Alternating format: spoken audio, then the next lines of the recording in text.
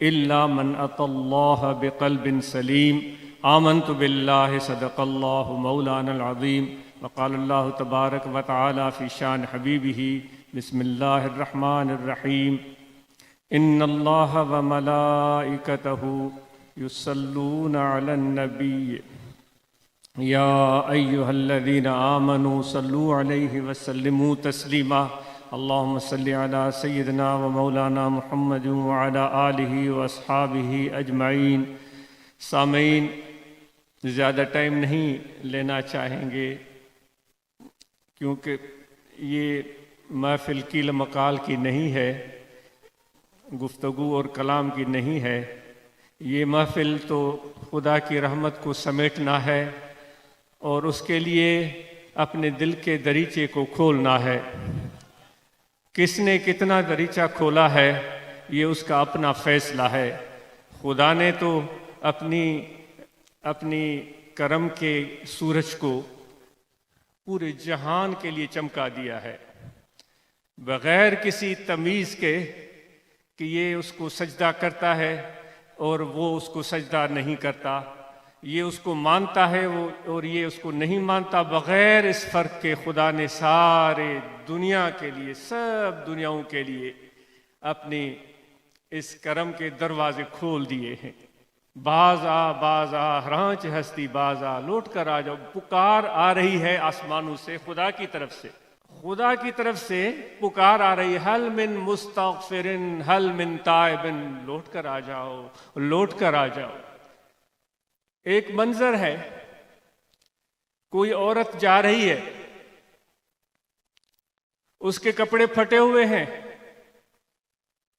اس کے بال بکھرے ہوئے ہیں، مٹی سے اٹے ہوئے ہیں، لباس اس کا میلا اور کچیلا ہے، سر پر دوپٹہ نہیں،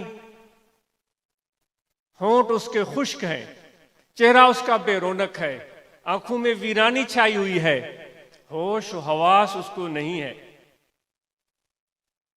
کبھی غم محسوس کیا ہے؟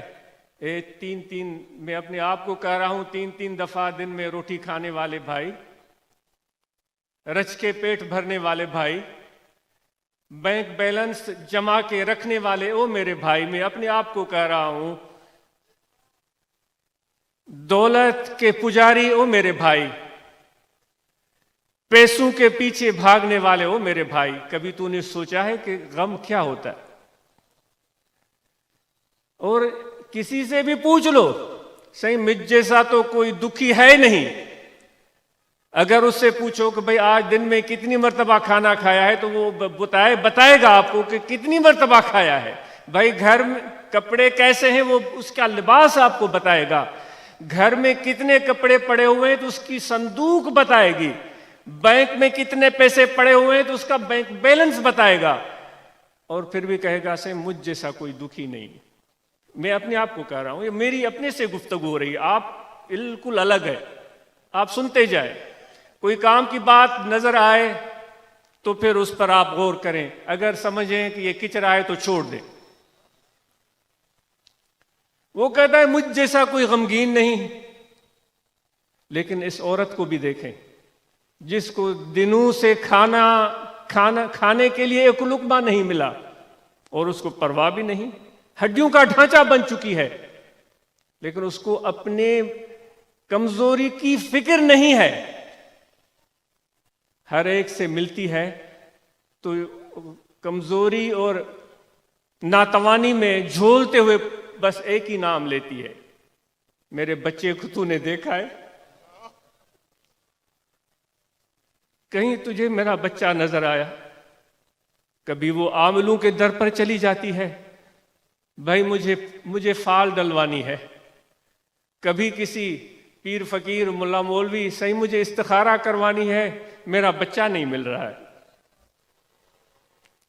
یہ کیسا ناتا ہے، کیسا رشتہ ہے، کیسا تعلق ہے؟ اب اس کو کوئی سمجھے تو کیسے سمجھے؟ ہم کہتے تو ہیں کہ ہمیں بڑے غم ہیں، ہم کہتے تو ہیں ہم بڑے دکھی ہیں. بھئی اگر دکھی ہیں تو اس کے دکھ کو بھی تو سمجھیں. کوئی نہیں سمجھتا، عجیب دکھی ہیں ہم. جو دکھی نظر آتا ہے اس کا دکھ ہمیں نظر نہیں آتا، ہمیں دکھ نظر آتا ہے تو اپنا نظر آتا ہے، یہ تو عجیب دکھی ہے، یہ تو خود پسندی کی انتہا ہے، یہ تو اپنی پوجا کرنے کی انتہا ہے۔ بندگی خدا کی ہو رہی ہے، جھک خدا کے سامنے رہے ہیں، لیکن پوجا ہم اپنی کر رہے ہیں۔